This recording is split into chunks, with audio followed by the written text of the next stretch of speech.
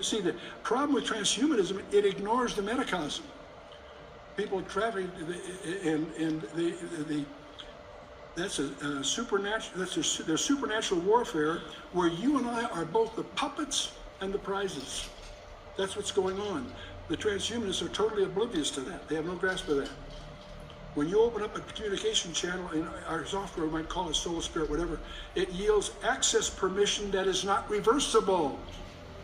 Those of you that saw The Exorcist, that was, William Blatty's novel was based on case study.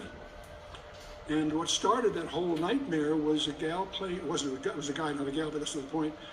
It was based on case studies. Fooling around with the Ouija board, which is an entry. And some of these video games and so forth are potentially entries. Let's take a look at the scripture here a little bit. We're all familiar with Nebuchadnezzar's dream of Daniel 2 and also Daniel 7, different set of idioms, but same subject really.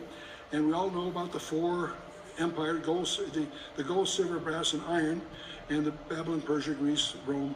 We've all been there. But when you get to verse 43 of Daniel 2, where Daniel is explaining all this to Nebuchadnezzar, he gets to this peculiar stuff called the iron mixed with clay. Everybody remembers the legs are iron and the feet were iron mixed with clay.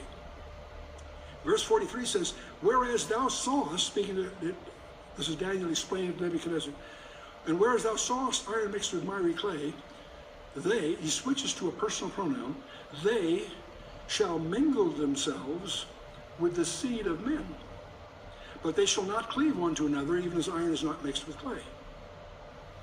What's he talking about? No one should know. Nobody knows. I tell you, we do know.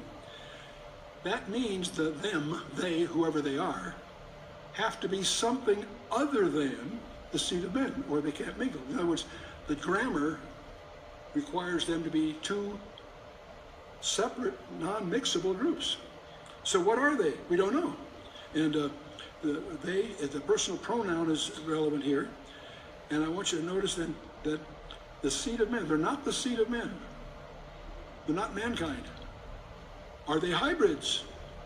Possible. Are they somehow not? See, they're not the seed of men, they're the seed of something else. Are they Nephilim? Could be. Or maybe something even more sinister. Are they aliens of some other kind? That's what's so provocative, that the two guys who wrote a book a year ago and published in April of 2012 that predicted the abdication of the Pope, which hadn't happened for 600 years, and then 11 months later, in February of 2013, the Pope abdicates. Those two guys, Tom Horn and Chris Putnam,